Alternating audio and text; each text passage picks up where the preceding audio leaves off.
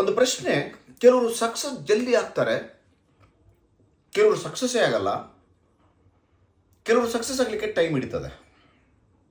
S, so ಅದಕ್ಕೆ ಭಾಳಷ್ಟು ಕಾರಣಗಳಿದೆ. But ಅದಕ್ಕೊಂದು ಬೆಸ್ಟ್ ಕಾರಣನ ನಾವಿವತ್ತು ಮಾತಾಡೋಣ ಸ್ನೇಹಿತರೆ. ಸೊ ನಾನು ಒಂದು ಕಂಪ್ನಿಗೆ ಪ್ರೋಗ್ರಾಮಿಗೆ ಹೋದಾಗೆ ಅದು ಸಿಚುವೇಶನ್ ಹೇಗಿತ್ತು ಅಂತಂದರೆ, ಅರೌಂಡ್ 5:30-6 ಆಗಿತ್ತು.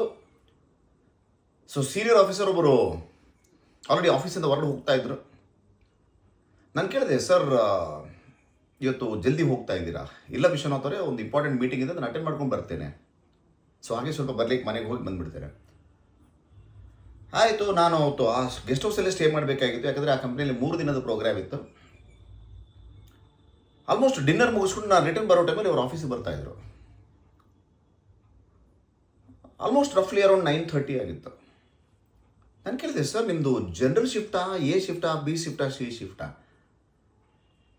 ಇಲ್ಲ ವಿಶ್ವನಾಥ್ ಅವರೇ, ಶಿಫ್ಟ್ ಅನ್ನೋದು ಏನೂ ಇಲ್ಲ, ನಮಗೆ HR ಗೆ ಯಾವ ಥರದ ಶಿಫ್ಟ್ ಇರಲ್ಲ. ಅರೌಂಡ್ ದ ಕ್ಲಾಕ್ ನಾವು ವರ್ಕ್ ಮಾಡ್ತಾ ಇರ್ತೀವಿ. Around the ಕ್ಲಾಕಾ? ಸರ್ ನೀವು ಹೇಳೋದು ಅರ್ಥ ಆಗಲಿಲ್ಲ. ವಿಶ್ವನಾಥ್ ಅವರೇ, ಸಮ್ಟೈಮ್ಸ್ ನನಗೆ 2 o'clock ನನಗೆ ನಿದ್ದೆ ಆಗಲಿಲ್ಲ ಅಂದರೆ 2 o'clock ನಾನು ಎದ್ದು ಬಂದುಬಿಡ್ತೇನೆ ಫ್ಯಾಕ್ಟ್ರಿ ಪ್ಲ್ಯಾಂಟ್ ಹತ್ರ ನೋಡಲಿಕ್ಕೆ. ಕೆಲವರು ಹೇಳ್ತಾ ಇದ್ರು, ಸರ್ ನಾನು ಮಾರ್ನಿಂಗ್ ಒಂದು ಸಲ 5 o'clock ವಾಕಿಂಗಿಗೆ ಬಂದಾಗೆ ನಾನು ಸುಮ್ಮನೆ ಬಂದು ಪ್ಲ್ಯಾಂಟ್ ವಿಸಿಟ್ ಮಾಡ್ಕೊಂಡು ಹೋಗ್ತೇನೆ.